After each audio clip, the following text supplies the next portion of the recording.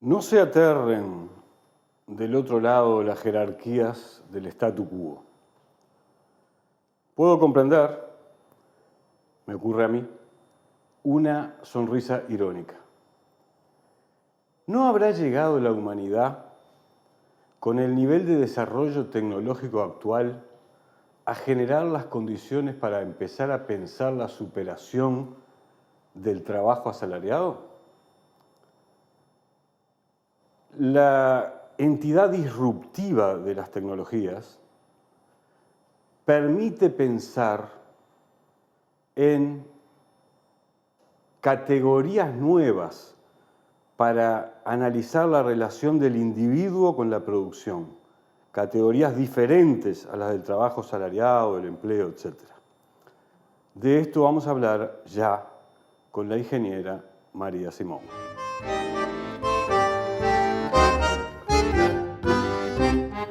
¿Podemos pensar o no? Ya. Tenemos que pensar. ¿Cómo no vamos a pensar? En primer lugar, tenemos que pensar en el futuro. Es, dentro del tiempo, yo diría, nuestra principal ancla y nuestro principal vector. Casi vamos diría, a vivir en el estamos futuro. desafiados en este momento a pensar en el futuro, ¿no? El tiempo siempre es una entidad complejísima en que el presente es como una especie de lámina casi intangible en que uno pasa del pasado al futuro. Pero su mirada normalmente está puesta en el futuro y hay que ser además realista sobre el futuro, pero ambicioso sobre el futuro. El futuro no es una realidad ineluctable, así como si el tiempo, como si llueve o no llueve. También podemos cambiarlo. En tu mundo, en el mundo que se ocupa de esa enorme cantidad de tecnologías disruptivas, el 5G, el desarrollo acelerado de las telecomunicaciones, la inteligencia artificial, la robótica, la nanotecnología, etc., a veces surge la tentación, lo observo mucho, distópica. Los cambios tienen tal entidad y tienen tales efectos de sociedad que muchos jóvenes, me imagino, eso quizá me lo puedas contar tú, se asustan y frente a la incertidumbre de cómo va a ser el trabajo en el futuro, empiezan a tener imágenes distópicas de la realidad, ¿no? El apocalipsis.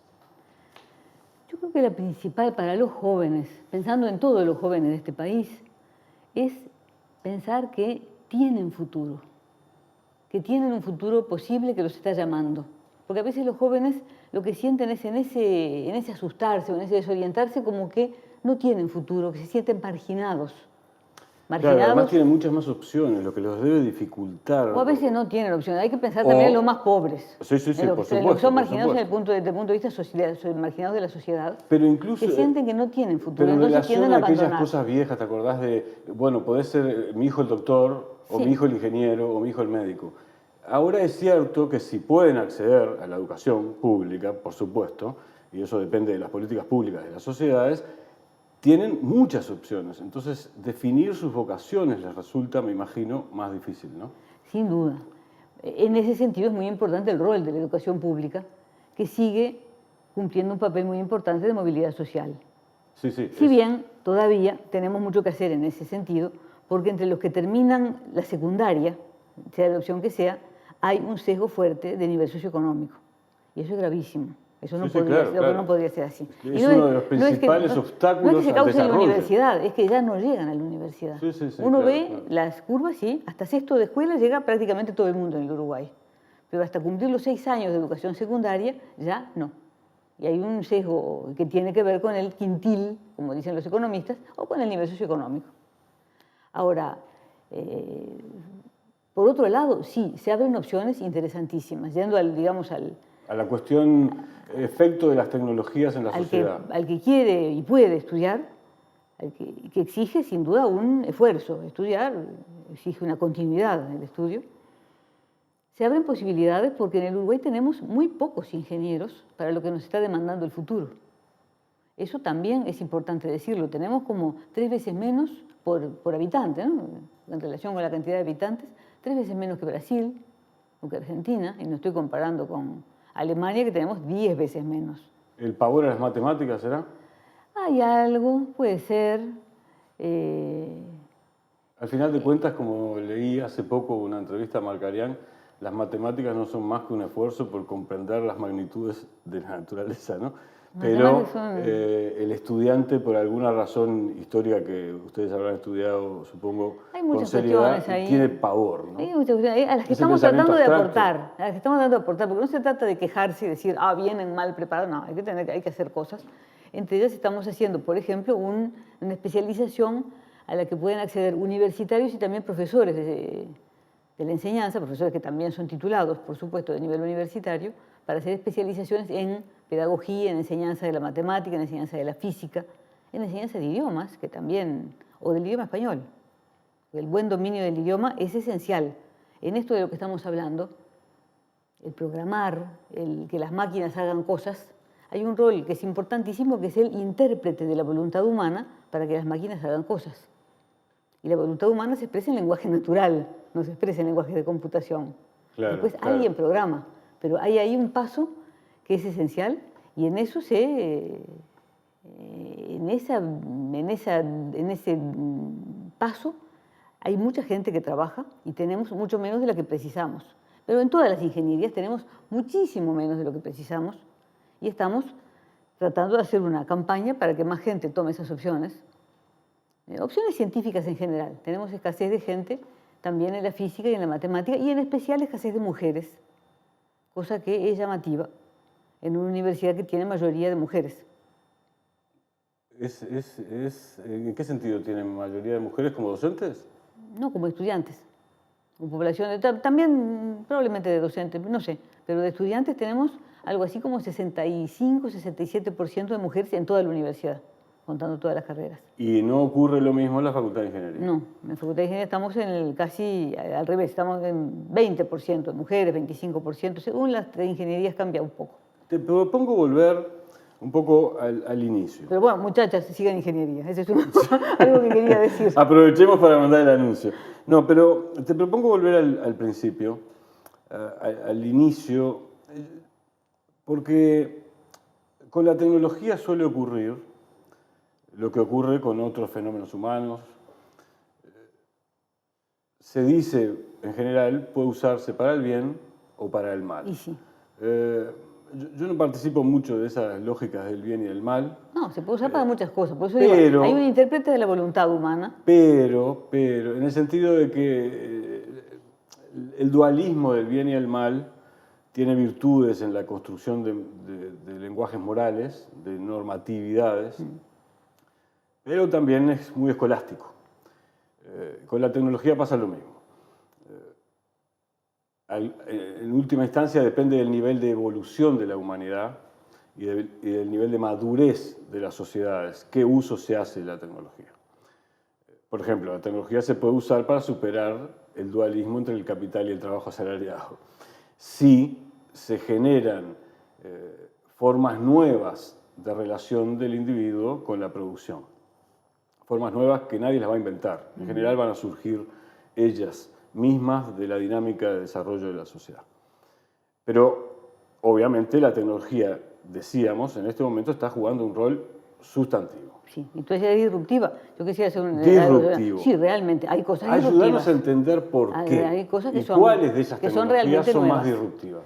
Las tecnologías siempre han cambiado el trabajo, la forma de relacionarse con la naturaleza, porque potencian la fuerza humana. Por ejemplo, la rueda. Por ejemplo, la rueda. Por ejemplo, el arar la tierra. La primera gente la habrá tenido que arar a mano. Y uno se imagina lo duro que habrá sido eso.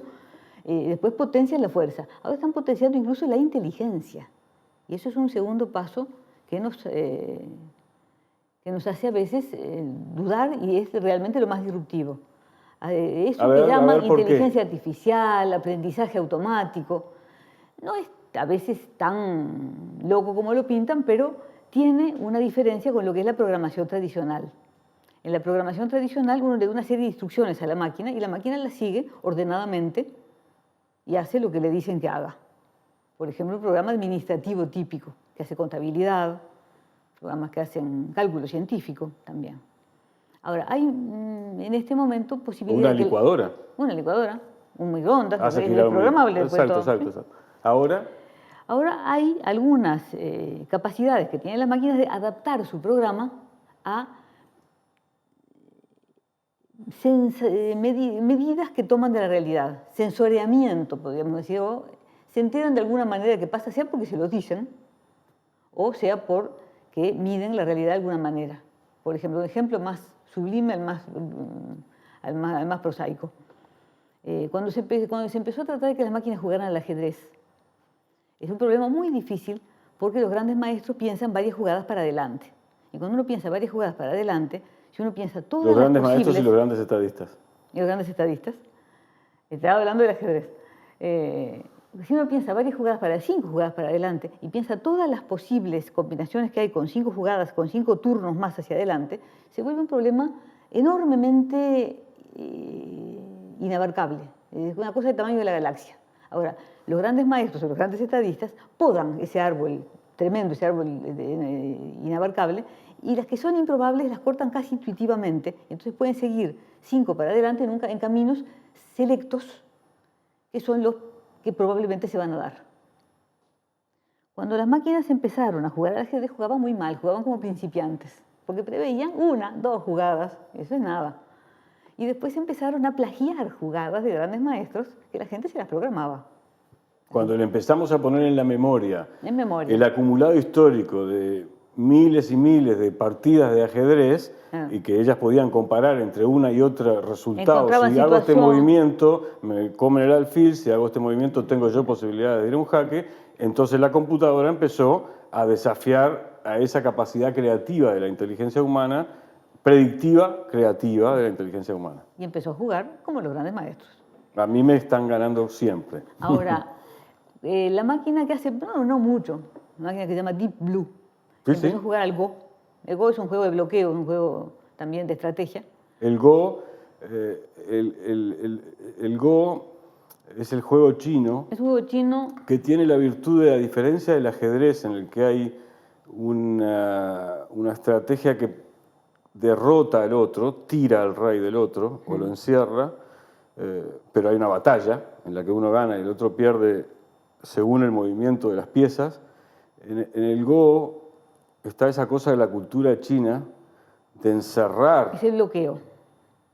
Es el juego de bloqueo. Encerrar, cuando ya no se puede ver limitarle los movimientos al otro, sí, al punto de que dice, ganaste. Sí.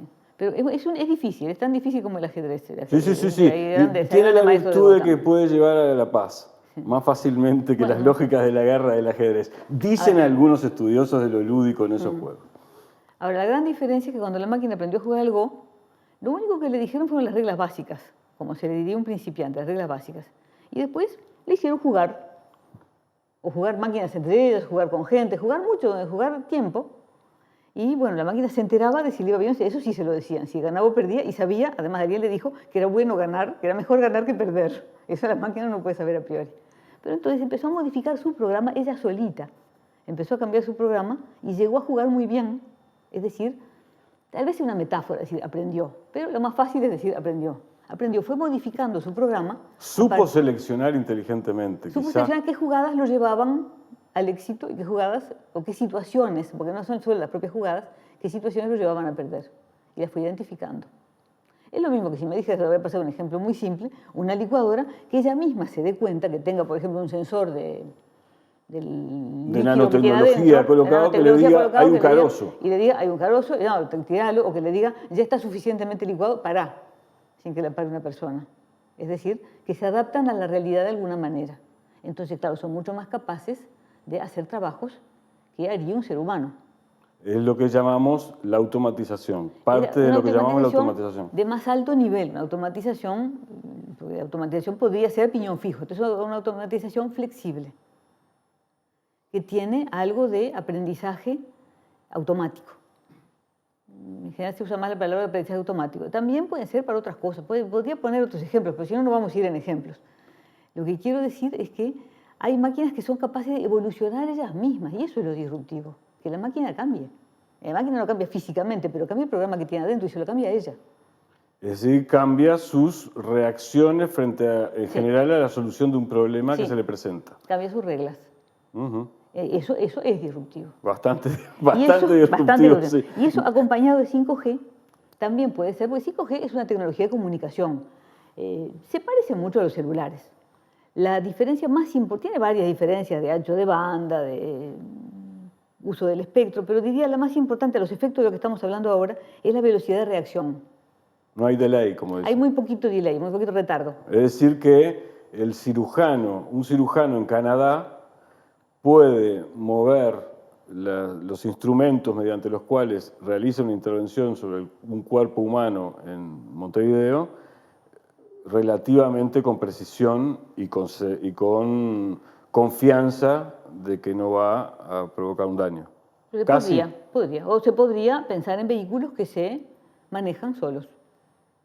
Como ya ocurre, como los ya se está experimentando. Van, yo que sé, a buscar los contenedores de basura, y que incluso combinando las dos cosas, que se programan el mejor trayecto para hacer. O que si ponemos un sensor en los contenedores, ellos avisan cuando están llenos y el vehículo pasa a recoger los que están llenos. Claro, y así vamos juntando, ese es todo el tema de la administración de los datos, es decir, cómo mediante un uso inteligente de los datos, por procedimientos automatizados, somos capaces de intervenir para encontrar soluciones más rápido y en muchos casos sin la intervención humana, Ahí que estamos es lo que en este cosas. caso nos ocupa, ¿no? Tú juntaste dos cosas muy bien, que son lo que llaman ciencia de datos, o data science, ha gustado decirlo en inglés, que está trabajando con la sobreabundancia de datos en que vivimos. Porque, un paréntesis, nosotros, yo creo que fuimos criados, incluso gente más joven que yo, como en el paradigma de que la información era escasa y cuando se conseguía, en general, confiable. Bueno, estamos en la situación inversa. La información es sobreabundante y no necesariamente confiable. Pero en ese mar de datos se sabe encontrar, se puede saber bucear, eso es la ciencia de datos, y eso se puede juntar con el aprendizaje automático.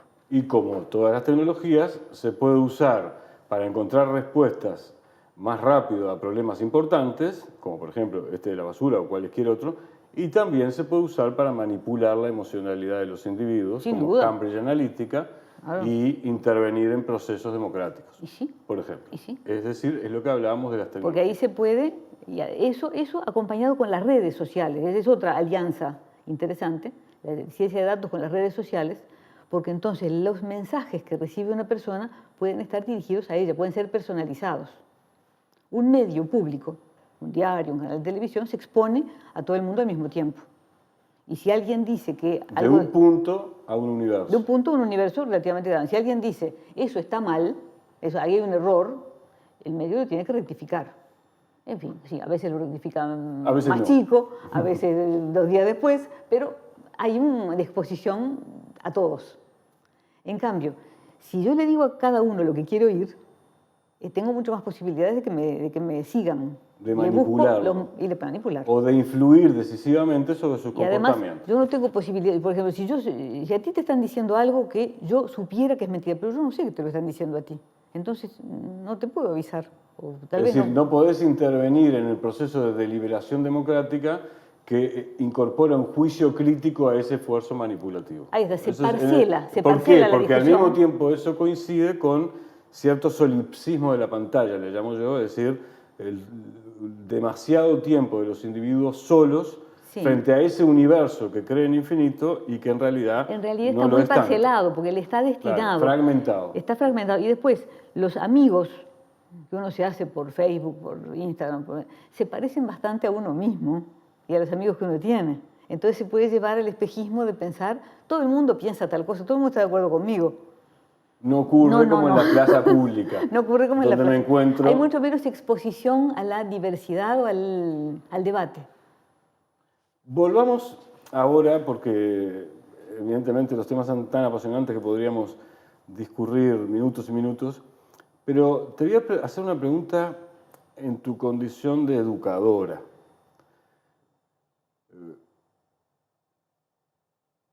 ¿Qué le recomendás a los jóvenes en relación al futuro del trabajo? ¿Cómo pararse frente a las complejidades que tiene el futuro del trabajo? Bueno, ahí creo que tenemos también nosotros que tener estrategias adaptativas. Tenemos que ser, y es lo que tratamos de hacer en la Facultad de Ingeniería, ser fuertes en las ciencias de base, en la matemática, en la física, para que la gente tenga muchas herramientas para seguir aprendiendo. porque las tecnologías que les enseñamos ahora probablemente cambien. Son buenos ejemplos y la gente saca principios generales que puede aplicar a otras. No es que si aprendió GSM o no vaya a entender 5G, no. Es decir, si aprendió la tecnología anterior al 5G, le va a costar aprender el 5G. No, en general, le va a costar aunque poco, hay un componente le va a costar disruptivo, pero lo está en condiciones de hacerlo. Claro, está en condiciones de hacerlo. Pero lo más fuerte son las ciencias de base. Por eso nuestras formaciones tienen un peso importante en las ciencias fundamentales. La matemática, la física de partículas. La física cuántica, también, nociones al menos, porque esas cosas se van a venir y eso es lo que es más difícil de sustituir, eso es lo más difícil eso es como la herramienta básica para seguir aprendiendo. Y ofrecemos también muchos cursos de actualización o posgrados o opciones para que la gente haga después, porque no se puede pensar que la gente se reciba y que ya quede pronta para toda la vida, para toda su vida laboral. Eso no va a ocurrir. No, por supuesto, También trabajará de distintas maneras. Tal vez tú pensabas en eso. No a solo ver. en lo que tiene que saber, sino su relación laboral. Hay diversas y no creo que ninguna desaparezca. Hay relación, en este país el Estado tiene las empresas más grandes.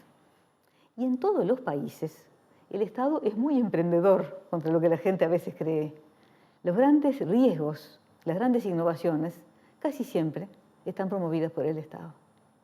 O financiadas por el Estado. Y financiadas por el Estado. Me imagino que te por ejemplo, perturba las un vacunas, poquito. ¿qué te parece? Me imagino que te perturba un poquito lo mismo que me ocurre a mí cuando se hace el endioseamiento de algunos individuos, citemos Elon Musk, como que son unos cracks, que son demiurgos creadores de novedad, innovación, tecnología, cuando obviamente tienen capacidad de liderazgo frecuentemente y son espíritus emprendedores, ¿sí? Nadie les pero quita. no crean nada, sino es con apoyo del Estado, a veces financiación directa, con la financiación por parte de los estados de la masa crítica de científicos que en las universidades producen conocimiento para que se pueda después desarrollar aplicaciones en ese sentido, y con el acumulado histórico de la humanidad, claro. que fue de la humanidad en su conjunto, que fue elaborando.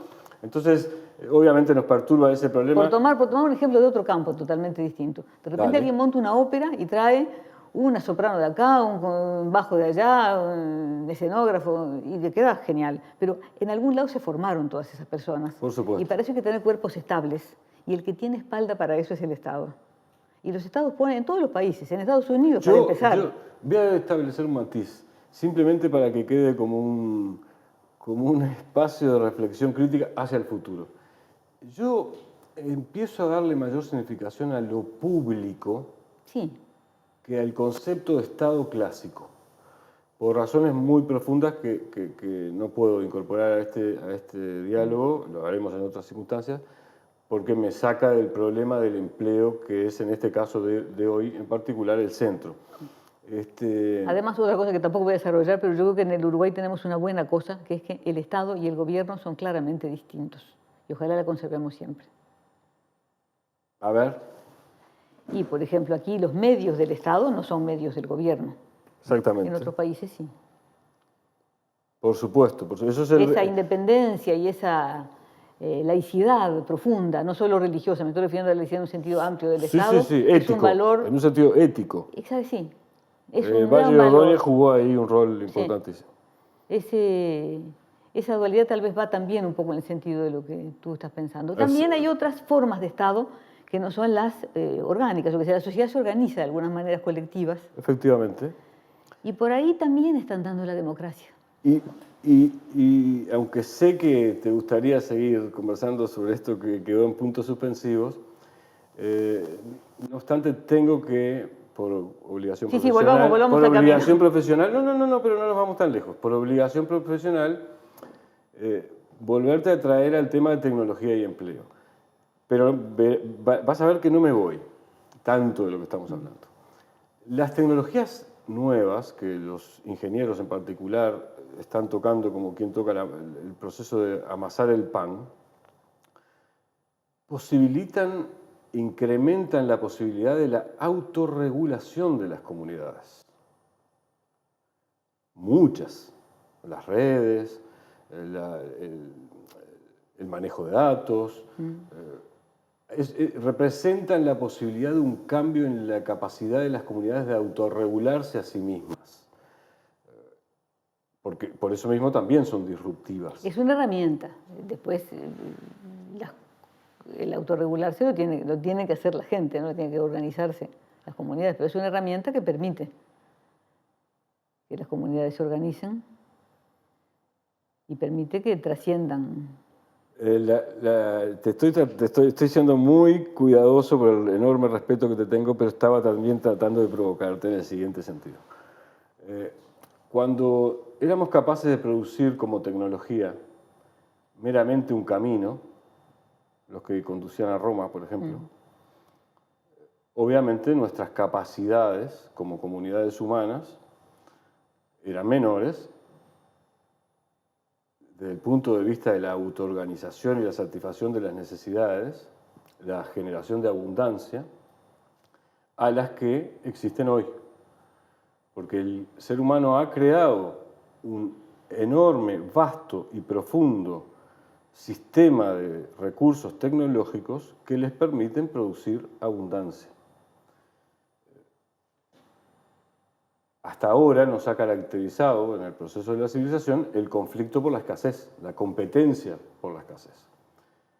Pero estas tecnologías permiten pensar en la producción de abundancia, lo que representa un cambio cultural enorme, tanto en la forma de pensar el empleo, como en la forma de pensar a la comunidad, como en la forma de pensar lo nacional y lo global. Por eso yo jugaba un poco con el tema del Estado y hacía la defensa de lo público. ¿Lo público qué es? El capital de la sociedad puesto en alguna orientación. En la orientación, por ejemplo, de facilitar que todos los individuos accedan a la educación de calidad para poder después desenvolverse o no hacerlo. Son decisiones éticas claves. Eso es fundamental. Pero son instrumentos públicos porque manejan recursos públicos. No necesariamente dependen de estructuras burocráticas de los estados, sucesivas, que se montan unas sobre otras. A eso me refiero y tiene que ver con nuestro tema, ¿no? Tiene que ver. A mí eso me suscita una reflexión que no sé si va exactamente para ahí. No importa. Hay muchos trabajos automatizables y hay otros que no. Y dentro de los que no, hay algunos que probablemente sean de muy alto nivel, como por ejemplo el crear esas máquinas, el programarlas, el interpretar, como digo yo, la voluntad humana de lo que las personas necesitan o desean. No siempre lo que desean es lo mismo que necesitan. Por supuesto, por supuesto. Pero también hay una serie de trabajos que en general son muy mal remunerados, como los cuidados, como el cuidado de los niños, de los ancianos, o varias tareas en la sociedad, que son muy difíciles de automatizar, que probablemente se sigan necesitando personas, pero que son en general muy mal remunerados y que podrían llegar a tener más competencia todavía si hubiera gente que quedara sin empleo en la manufactura. Entonces podemos llegar a una situación de mayor desequilibrio por acción de las tecnologías. Mirá la reflexión que me provoca esta mirada sensible tuya sobre el problema. Imagínate ahora ancianos en este periodo horrible que padeció la humanidad con la pandemia del COVID-19. Y sigue padeciendo. Sí, pero imagínate los ancianos que murieron sin poder abrazar a sus familiares queridos o sin que sus familiares queridos pudieran hacer el duelo tradicional junto al cuerpo. La cantidad en los lugares marginales de Brasil, Colombia, Ecuador, de cementerios, etcétera, etcétera. Imagínate si tendrá relevancia el cuidado. Claro. En el periodo final de la vida, cuando ya uno no dispone de las condiciones físicas para resolver las cuestiones por sí mismo, vamos a poner una máquina que le ponga el remedio en la boca del paciente y le traiga una bandejita con comida a tal hora, tal hora, tal hora, o va a haber otro ser humano capaz de comprender las dificultades, las necesidades del otro. Eso es lo que en los hechos estás diciendo. En los cuidados, en la educación se precisa gente. Se puede hacer muchas cosas mediante plataformas, pero se precisa gente en la educación. En la cultura. Se precisa. Porque dentro de lo que las personas necesitan o desean, está la cultura. Y eso lo hacen personas, eso también es trabajo. Hay una serie de trabajos en los que se piensa más, yo creo, siempre en el trabajo manufactura. Ahí sí puede ser que se produzca un cambio grande. Pero hay toda otra área de trabajo en la que se va a seguir precisando gente y que tal vez se produzcan mayores brechas que las que hay ahora. Y eso me resulta alarmante y eso depende de en qué sociedad y bajo qué preceptos nos manejemos. ¿Con qué ética? ¿Con qué ética? ¿Con qué ética respecto de este problema particular? ¿Con qué política en el sentido grande de la Sí, palabra sí, política? sí, de la alta política. Nada de política de la orientación partidaria. general. ¿Con qué políticas? Hacia la democratización de las relaciones sociales o hacia la concentración Porque cada vez educación, más cultura, grosera, como ni siquiera en lo triste, pensemos también en el entretenimiento, en el placer. Si la gente tiene más tiempo, ojalá tenga menos trabajo y más tiempo, va a precisar más entretenimiento, más cultura, va a querer, no sé si precisar, va a querer, va a desear, y eso es parte de un mundo. Va a tener potencialmente la posibilidad de, claro. Obviamente si tiene las cuestiones básicas resueltas. Por eso Claro. hoy te hablaba de la lógica escasez-abundancia. Si Claro. tenemos las tecnologías para producir abundancia, ¿por qué no vamos a generar las condiciones para que los individuos cambien su relación con el trabajo asalariado? La disfruten. Que es que comencé. Hay que decir una cosa sobre la abundancia, ¿no? Que también la humanidad está creciendo muchísimo. Sí, el problema demográfico. El problema demográfico, el tema del África. Si todos los individuos tienen un nivel de vida, tuvieran un nivel de vida como el que tenemos, yo qué sé. Sí, las clases medias de algunos países occidentales. Las clases medias de países occidentales. Sí. No es cuestión solo de tecnología, se precisa más de este planeta. Se precisan como 3 planetas o 4 planetas como este. En cuanto a tierras fértiles, minerales, etcétera, eliminación de residuos. Claro, procesamiento de lo que crea la propia industrialización. Como una área, claro, eso se puede mejorar y se puede optimizar, se puede tratar de que las personas precisen menos área, porque una persona tiene como una huella ecológica, que es el área que precisa para producir lo que consume y para eliminar sus residuos. Entonces, el mundo no da.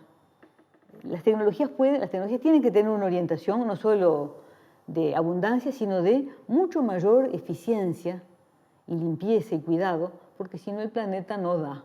Y la gente tiene derecho a tener eso quizá explique la reacción de algunas gentes que a mí me han sorprendido mucho, han caído hacia el darwinismo social o hacia el neofascismo. Y sí. Es decir, la solución es liquidemos lo que sobra, ¿no? Pero el ¿sabes supremacismo. qué pasa? Tampoco pueden eliminar pero lo que por sobra. supuesto. ¿Sabes por qué? No por un motivo humano, hay un motivo humanitario. humano, pero además hay un motivo muy capitalista. Se precisa que consuman. Por supuesto. Los pobres también consumen. Por supuesto, no hay proceso de valorización del capital si no hay quien consuma. Después ocurren cosas como la obsolescencia programada, ¿no? Que es una forma de decir, en fin. Entonces, ahí el capitalismo tiene un problema, tiene un obstáculo. Tiene un límite. Tiene un límite, porque la capacidad de consumir está limitada. Y la capacidad de ofrecer también. Y la capacidad también de límite. Se tiene que manejar la cantidad poblacional, pero con un criterio muy cuidadoso, porque si no, nos vamos a tirar encima la seguridad social. Bueno, hay gente que ya está hablando de que no va a haber seguridad social. Bueno, sí. Que no va a haber seguridad social por distintos fenómenos, ¿no? Fíjate tú, María, es siempre un enorme placer conversar. Bueno, quedan muchas cosas para conversar. Y ese es el problema de nuestros diálogos. Toman diversos caminos, bifurcaciones. Sí. Nos quedó hablar de literatura, por ejemplo, cosa que podíamos haber hecho para compartir el disfrute de algunos autores, de algunos plásticos. Pero creo que logramos el objetivo, que es excitar en la audiencia inquietudes, preocupaciones, temas. Yo diría, las tecnologías sí están teniendo un desarrollo muy... Siempre han sido disruptivas las tecnologías, desde la rueda, como dijiste tú, siempre han sido disruptivas. Están como subiendo un nuevo escalón. Un nuevo escalón necesita más personas formadas en tecnologías y bien formadas, necesita que este país no quede como un mero consumidor, y eso me importa mucho. De tecnologías. No quede como un mero consumidor de tecnologías, que nos lleguen las tecnologías como si fuera un electrodoméstico más para añadir. Queremos ser capaces de crear con esas tecnologías. Por lo menos en algunas áreas específicas en las que tenemos ventajas comparativas, Sí. en esas áreas Sí. hacer un esfuerzo. Sí. Porque fíjate qué interesante, una cosa es la crisis del Estado Nacional y otra cosa es el problema de la comunidad humana que habita el mismo terruño, claro, y que tiene que pensar comúnmente en su futuro. María. Esa comunidad probablemente se tome otros caminos educativos, se vaya a formar en otros aspectos. Somos responsables de formarla con anticipación para el presente, pero también para el futuro y también para transformar el futuro, para manejarlo. De eso se trata. De eso se trata. María, muchísimas gracias por estar en el Templo del Futuro. Seguimos enseguida.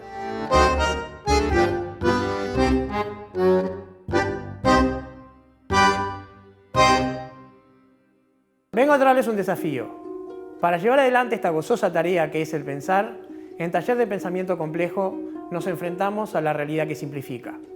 De marzo a diciembre vamos a enfrentar esta gozosa tarea que es el pensar. Taller de Pensamiento Complejo. @Taller de Pensamiento Complejo en Instagram, Taller de Pensamiento Complejo en Facebook, o si no pueden mandar un WhatsApp al celular que aparece en su pantalla. Los espero.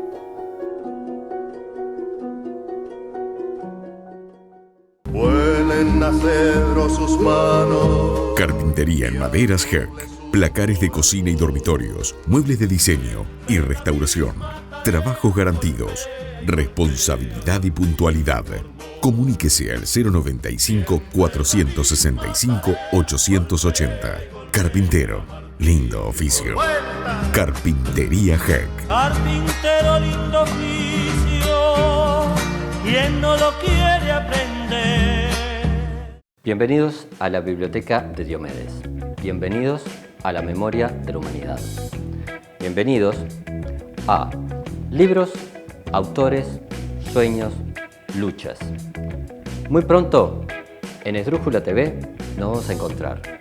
Y por favor, no se olviden, cultos para ser libres.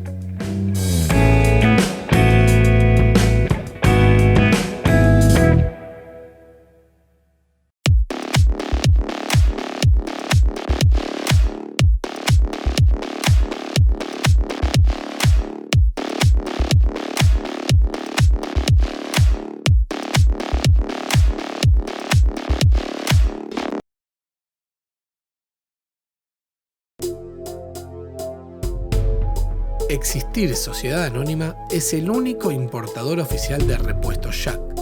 Trabaja tranquilo con repuestos originales y visítanos en nuestra nueva planta de la Ruta 1, kilómetro 28500.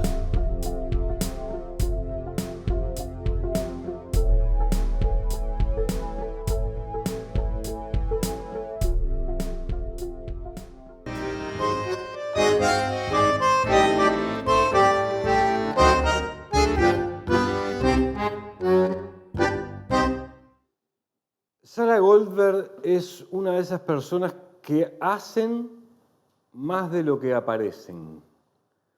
Y en los últimos años jugó un rol muy relevante en el esfuerzo por la consolidación de un ecosistema emprendedor en el Uruguay.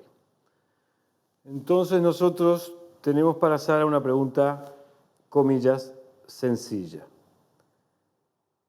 ¿Puede el sistema emprendedor ser una contribución realmente significativa en la solución de la crisis del empleo que va a padecer como consecuencia de la intensificación de la aplicación de tecnologías disruptivas, no solo en el Uruguay, sino en el mundo entero? Bien, bueno, ante todo, gracias Gerardo por la invitación. Es un gusto para mí, un honor estar aquí contigo. Yendo a tu pregunta, sí, considero que puede ser y tiene que ser una fuente de generación, no solamente de nuevos empleos, de mejores empleos, sino también de posicionamiento del país, tanto en la región como en el mundo, en lo que es los nuevos productos y los nuevos servicios tecnológicos, lo que va a permitir también que otras ramas industriales, sectores productivos se sumen a esta ola. ¿Y a la ola de qué? A la ola de innovar, a la ola de pensar en grande, a la ola de pensar que desde Uruguay podemos salir al mundo y podemos salir con una diferenciación enorme en lo que son justamente los productos y servicios que ofrecemos. Claro, sí. Porque, claro, a nosotros, a la economía uruguaya, incluso, podemos decir, más allá de lo difícil que fue superar el monocultivo en algunas etapas históricas, también le ha costado, y es razonable que le haya costado, no hay que buscar culpables como hacen otros, que demonizan al otro. Por ejemplo, ¿para qué vamos a hablar de problemas político-culturales cuando estamos hablando de tecnología? Pero también nos ha costado superar esa cosa de lo local, somos pocos, entonces atrevernos a pensar los proyectos para el mundo, puesto que ahora es más sencillo conectarse con agentes que tengan los mismos intereses en el mundo, nos ha costado. Y por eso es tan importante la preservación del ecosistema innovador. ¿Tú considerarías que el sistema de incubadoras, el sistema de diálogo entre lo público y lo privado, entre las universidades, la ciencia y los agentes individuales o comunitarios, está suficientemente consolidado en el esfuerzo que se ha hecho en los últimos, 20 años? A ver, consolidado está. Hay un entramado que es conformado por al menos 5 actores, que son el gobierno, el sector productivo, las universidades, los centros de investigación, los emprendedores y también los inversores. Estos 5 grupos de interés son los que participan, interactúan y que trabajan en pos de desarrollar más el ecosistema. Que es un ecosistema que tiene que seguir creciendo, obviamente. Tenemos que lograr que los sectores que generan el conocimiento estén más cercanos al sector productivo y viceversa. El sector productivo también vea en el sector que genera conocimientos. Cuando hablo de generar conocimientos son las universidades, son los centros de investigación que tenemos de clase mundial en el mundo, que los vean las empresas como socios estratégicos y que son un lugar en los cuales pueden ir a buscar soluciones a sus problemas. Y cuando yo hablo de problemas no quiere decir que es algo malo. Un problema puede ser un desafío nuevo. Claro. Entonces, sí, creo que es maduro, creo que tiene que seguir trabajando y creo que es un desarrollo constante, continuo. No es que llegamos a un nivel y decimos, acá quedamos. Ya llegamos. No, para nada. Las incubadoras, ¿están pensadas con especialización o cualquier que quiera atreverse a buscar un proceso o en una materialidad, incorporar una innovación productiva, puede ir a cualquiera de las incubadoras? En Uruguay tenemos tanto las incubadoras que nosotros usualmente llamamos genéricas, es decir, que atiendan a cualquier vertical, y también las especializadas. Hay incubadoras especializadas en temas de biotecnología, tenemos la incubadora KEM del Polo de Pando de la Universidad de la República y la incubadora del Centro de Innovación y Emprendimiento de la Universidad Dort, incubada, valga la redundancia, en el Centro de Innovación y Biotecnología. Hay incubadoras orientadas en temas de electrónica, como es Rabbit. También está Incuba Electro, de Antel. Hay incubadoras especializadas en temas de TICs, como Ser Ingenio de Latu y Tales Labs, muy cercana a Genexus. También hay otras incubadoras que son, como les mencionaba, genéricas. En el interior del país hay una incubadora en Salto, que es GEPIAN, con mucho esfuerzo, con mucho trabajo y con resultados que realmente son notables. Sí, admirables, me atrevería a decir.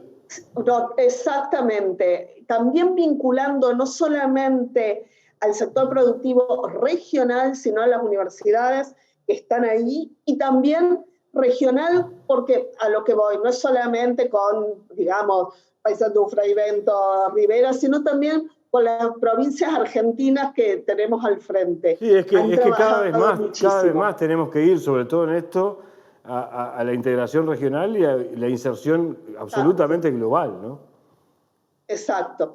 Y los emprendimientos, cuando pasan por incubadoras o por instituciones que los acompañan, en la jerga, en el lenguaje de emprendimiento local le llamamos las instituciones patrocinadoras de emprendimiento, tienen un lugar en donde volcar sus dudas, sus consultas, buscar mentorías, buscar asesoramientos que los acompañen, porque los emprendimientos... Sí, ya bastante es atreverse a innovar como para además hacerlo sin apoyos.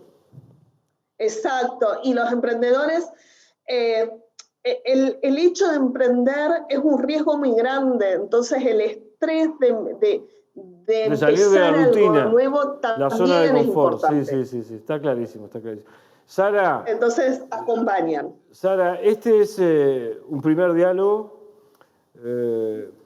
Te invito a que seas parte del Templo del Futuro porque se trata de un asunto absolutamente vital para la calidad de vida de los individuos. ¿Cómo vamos a lograr no dejarnos arrastrar por algunas lógicas que están en otras partes del mundo, de que, bueno, si se pierde empleo se trata de gente desechable, sino que por el contrario, cómo vamos a tratar de pensar con espíritu innovador y con valentía intelectual nuevas formas comunitarias, colaborativas, de generación, de inserción de los individuos a la producción, nada menos. Es decir, a aquello que nos constituye como seres humanos, a la capacidad de transformar las cosas. Así que te comprometo y te agradezco enormemente que nos hayas acompañado en este programa del Templo del Futuro. Muchas gracias, Ana. Muchas gracias nuevamente a ustedes, Gerardo. Muchas gracias. Hasta luego. Y con ustedes, amigos, nos reencontramos en minutos.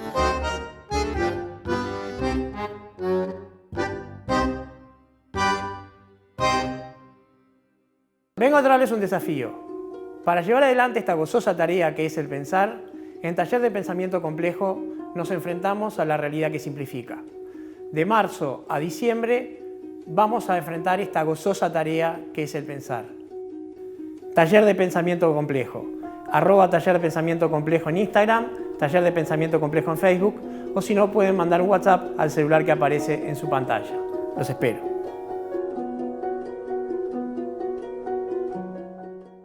Vuelen a cedro sus manos. Carpintería en maderas Herc.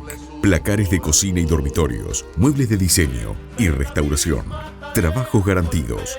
Responsabilidad y puntualidad. Comuníquese al 095-465-880. Carpintero. Lindo oficio. Carpintería Herc. Carpintero, lindo oficio. ¿Quién no lo quiere aprender?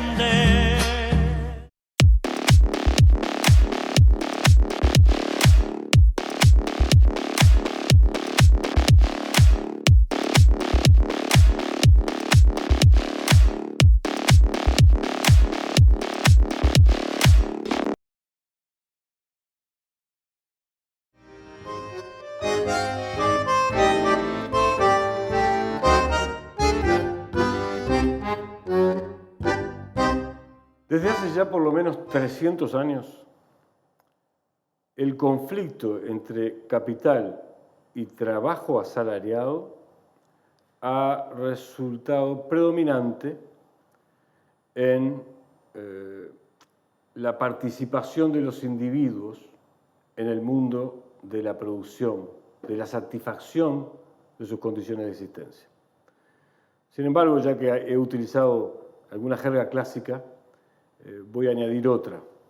El desarrollo de las fuerzas productivas en la actualidad, el enorme impacto de la potencia transformadora, productora de valor y de riqueza de las nuevas tecnologías, permiten empezar a pensar la superación dialéctica del conflicto, que es estructural, entre capital y trabajo asalariado.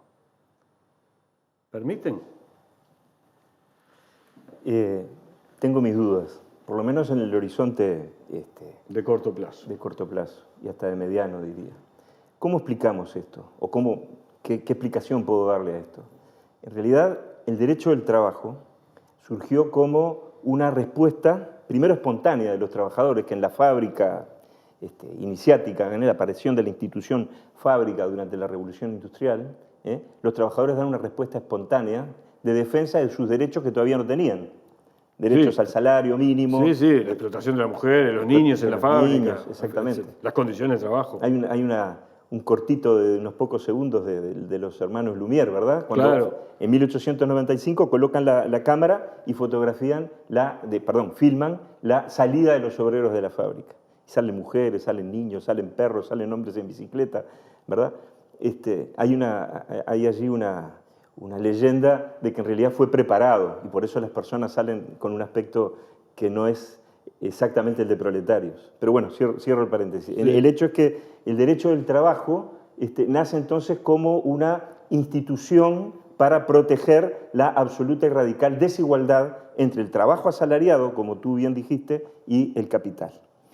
Y en medio de eso el conflicto, diríamos, difícil de sintetizar o difícil de superar. Hay otras respuestas, hay respuestas políticas. Pero déjame decirte una cosa. Sí, cómo no. Déjame decirte una cosa.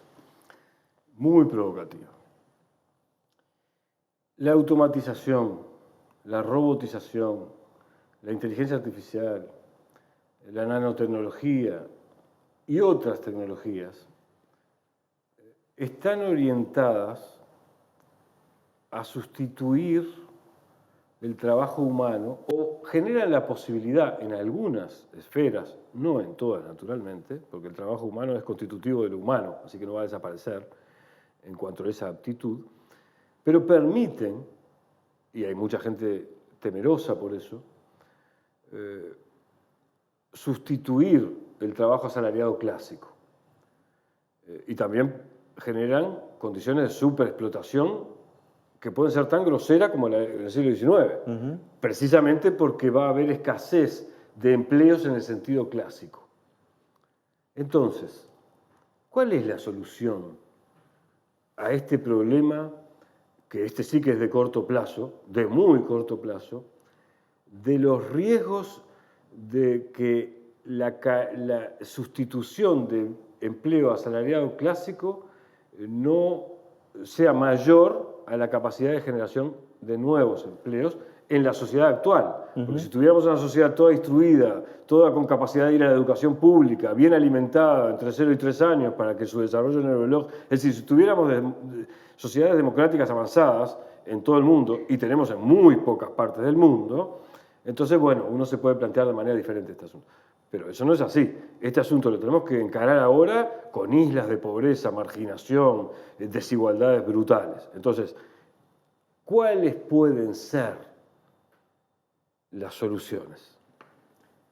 Yo creo que el elemento tecnológico es un elemento más del contexto, no es el único. A mí me parece que hay un discurso dominante sobre la inevitabilidad de la aplicación de la tecnología derechamente al trabajo y que esa aplicación de la tecnología al trabajo genera un efecto disruptivo y desestructurador de los derechos y de la protección social. Pero ese es un tipo de discurso y ese es un tipo de elemento que hacen al futuro del trabajo, pero no es el único. No es el único. Hay factores... Tú estás señalando que hay mucha ideología en ese discurso. Totalmente. Está, pero sí. ¿cuál es? Es una ideología de poder, además. Sí, sí, que tiene conocimiento. Por supuesto. Hoy la propiedad es más bien inmaterial, ¿verdad? Sí, sí, pero además es la ideología que parte del lugar de privilegio en el cual tiene los instrumentos para resolver el este tema problema. de las vacunas. Sí, por ejemplo. Por ejemplo. Para hablar de lo que está en carne viva, ¿verdad? Del efecto de la pandemia en la civilización humana y en las sociedades, sí. Pero, reitero, yo estoy siendo deliberadamente provocativo, entre otras cosas porque ya que hablamos de derechos, con un hombre del derecho, tengo derecho. Desde los 14 años he entregado mi vida intelectual y mis energías y mi praxis a contribuir a impulsar procesos de democratización de las relaciones sociales, siempre del lado de los trabajadores, que son los que en la sociedad capitalista tienen menos capacidad de influir sobre el devenir político, jurídico y económico de la sociedad. Así que me otorgo el derecho, a mí mismo, de formular crudamente, sí, este asunto. La demanda del derecho al trabajo asalariado, ¿sigue siendo?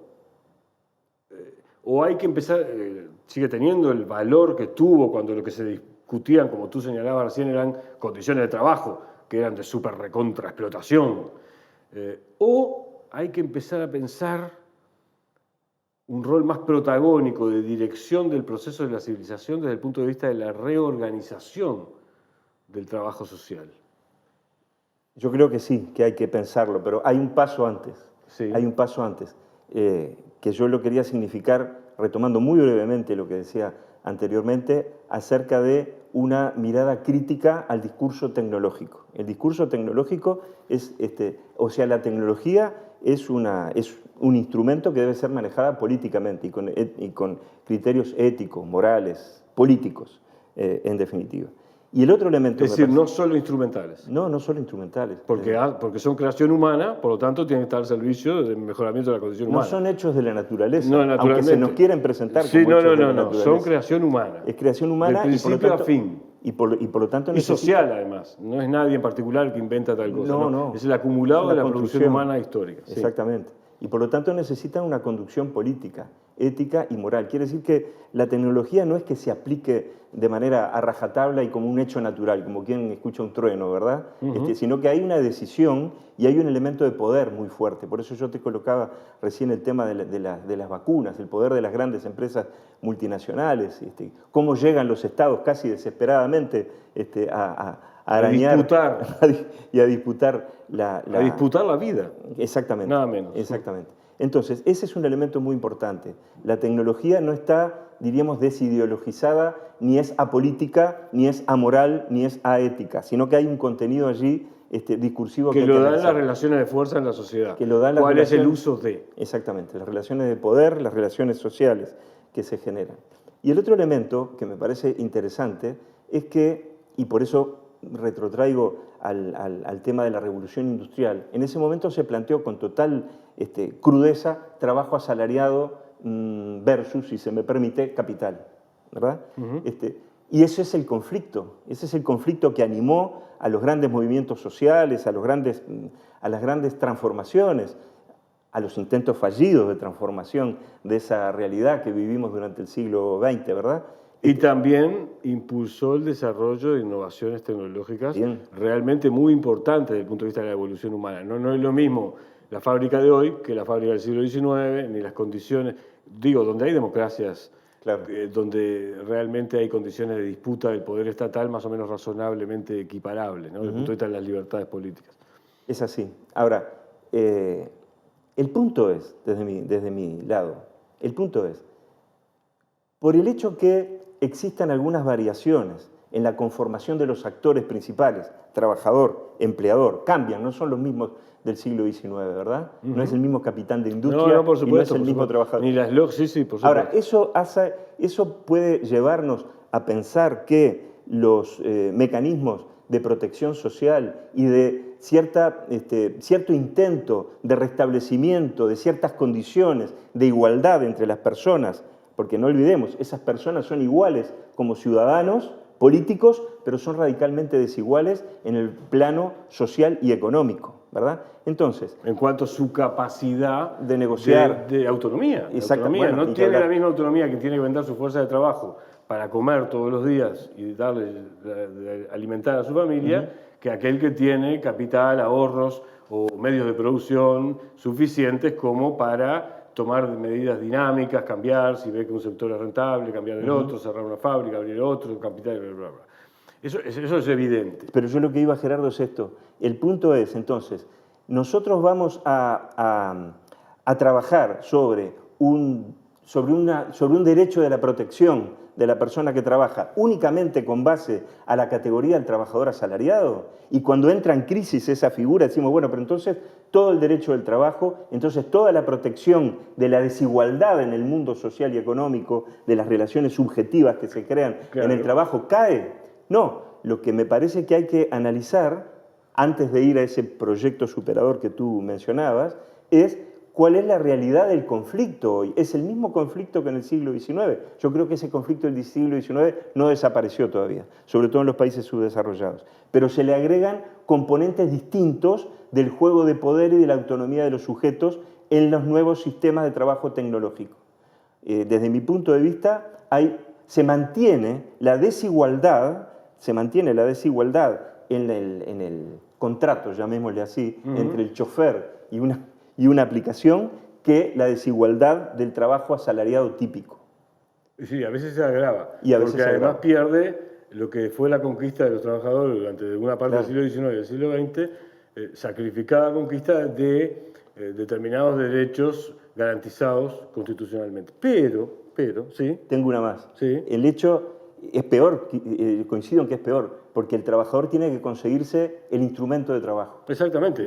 ¿Cómo inicia? Dispone él. ¿Y eso es nuevo? Yo pregunto, ¿eso es nuevo? No, por supuesto que no. Pensemos en Ladrones de Bicicleta, la película de Vittorio De Sica. ¿Es de él? 40 y pico. Sí. 40 y pico. ¿Cómo comienza Ladrones de Bicicleta? No recuerdo el nombre del personaje. Rossi, no me acuerdo el nombre del personaje. Creo que Rossi. Sí. Rossi va a creo que es el ayuntamiento, hay una cantidad de pobres, una cantidad de trabajadores, y el funcionario lee y dice, Rossi, usted tiene trabajo, tiene que presentarse mañana con bicicleta. Y Rossi dice, yo no tengo bicicleta. Ah, no tiene bicicleta, entonces no puede acceder al trabajo. Porque, ¿recuerdas cómo era? Rossi tenía que pegar unos carteles y necesitaba Pero déjame bicicleta. decirte algo. ¿Qué diferencia hay entre Rossi y el trabajador de Uber que necesita un auto para trabajar? Sí, no, y el mantenimiento de su auto. Pero déjame decirte algo que no lo vamos a poder analizar. ¿Tú has notado que los individuos realizan trabajos que, por ejemplo, los bancos realizaban antes mediante individuos que te atendían y te resolvían una cuestión, un trámite, un giro, y que ahora lo hacemos nosotros mismos? Claro. Sin que haya bajado el costo que nos cobran por prestarnos ese servicio? Es decir, que somos generadores de riqueza a partir de nuestro propio sobretrabajo. Es decir, ya nos gestionamos nuestros propios servicios. Y así en diversas áreas. Pero yo insisto, desgraciadamente no nos va a dar el tiempo, como pensé que quizás nos daría, para por lo menos dejar planteadas las principales aristas. Pero no puedo dejar esto afuera. Estamos ante una crisis del Estado Nacional. No de lo público comunitario, no de la sociedad organizada en el terruño, en el que comparte afectos, conflictos, ilusiones e historias, tradiciones. Pero estamos ante una crisis del Estado Nacional en cuanto que la economía global y los problemas de la civilización, de la especie humana, no se pueden ya limitar al espacio geográfico y económico, político de lo nacional, sino que son globales. Otra cosa es el asunto, ¿qué tipo de globalización? Lógicamente, la globalización neoliberal que facilita a los que ya parten en condiciones de privilegio y de mayor capacidad de imposición, o el desarrollo de una sociedad de la cooperación global que afronte con consideraciones éticas solidarias los problemas de la humanidad, porque son ya problemas de la humanidad, todos. No hay ni un solo problema de la especie humana que no sea de la humanidad. Entonces, cuando hablamos del derecho al trabajo, el actor que lo puede establecer, más allá de las luchas que se generan para que tenga validez real, es el Estado Nacional. Entonces, eso es un factor más de la crisis, que nos obliga a pensar soluciones Y eso es lo que yo quería dejar planteado. No lo vamos a resolver, Hugo. Barreto, grado 5 de Derecho Laboral de la Facultad de Derecho de la Universidad de la República Oriental del Uruguay. Pero quería dejarlo planteado. Y naturalmente te dejo la última palabra sobre este quizá un poco largo comentario mío. Sí, ese es otro, así como señalaba, que hay un cambio de matriz en el conflicto, que ya no es solo el trabajador asalariado con el empleador, sino que es más bien el trabajo en condiciones de dependencia social y económica, sea o no sea asalariado ese trabajador. O sea, hay un cambio en la matriz del conflicto, desde mi punto de vista. También hay un cambio en la matriz del escenario, que es el que tú señalas. Efectivamente, el derecho del trabajo se edificó con la base en códigos nacionales, leyes de trabajo, constitución, etc. Pero cuidado, también se construyó con base en la norma internacional del trabajo. Cuando finaliza la Primera Guerra Mundial, en el mismo Tratado de Versalles, se crea la Organización Internacional del Trabajo, con dos objetivos fundamentales que todavía se mantienen. Primero, que el trabajo no sea considerado una mercancía. No habla de trabajo asalariado. Dice, el trabajo no debe ser considerado una mercancía, ¿verdad? Esto tiene ecos de todo tipo. Muy profundos. Muy profundos. Que no nos va a dar para tratar Tampoco acá nos hoy. va a dar. Tampoco nos va a dar. Y lo otro, ¿qué es lo que dice? Que las condiciones de inequidad y de injusticia social en un país pueden afectar la paz universal y permanente. Mira, eso luego se retoma en otras declaraciones. Mira lo importante que es entonces la creación en 1919 de un organismo que tratara, a través de una norma que se aplique a todos los países, de alguna forma de, si no uniformizar, aproximar las condiciones de trabajo para que la competencia entre las empresas y los países no se haga con base en la explotación. Es una idea utópica. No. Eran los primeros embriones de la consolidación del humanismo. Y por eso, precisamente, porque era el embrión de una teoría del humanismo, que ya empezaba a plantear los problemas humanos como problemas humanos de todos, la reacción del neofascismo. Claro. Y no es casual que hoy estemos vivenciando fenómenos parecidos, la reemergencia de eso, porque también es una reacción de los grupos de privilegio ante los procesos de desarrollo democratizador globales. Yo lo que quería enfatizar era que hay que empezar a pensar el problema de la dialéctica capital-trabajo asalariado con mucha audacia intelectual. Eso es lo que quería plantear y dije para mí mismo, qué mejor tener a alguien que ha dado su vida por tratar de mejorar los instrumentos de los trabajadores para hacer valer de modo garantista sus derechos, que exponer esta necesidad, que yo considero una necesidad teórica fundamental, ante quien representa los valores, la ética del derecho al trabajo. Así que por eso te agradezco mucho. Este es apenas el inicio de un debate que vamos a mantener por otros lados. Desde ya estás invitado a escribir y yo me comprometo a divulgar eso con algunos otros comentarios o armamos conferencias, porque eso es el templo del futuro. El lugar donde nos exigimos a nosotros mismos pensar con seriedad y con valentía intelectual los desafíos que como especie humana tenemos por delante. Nos estamos viendo.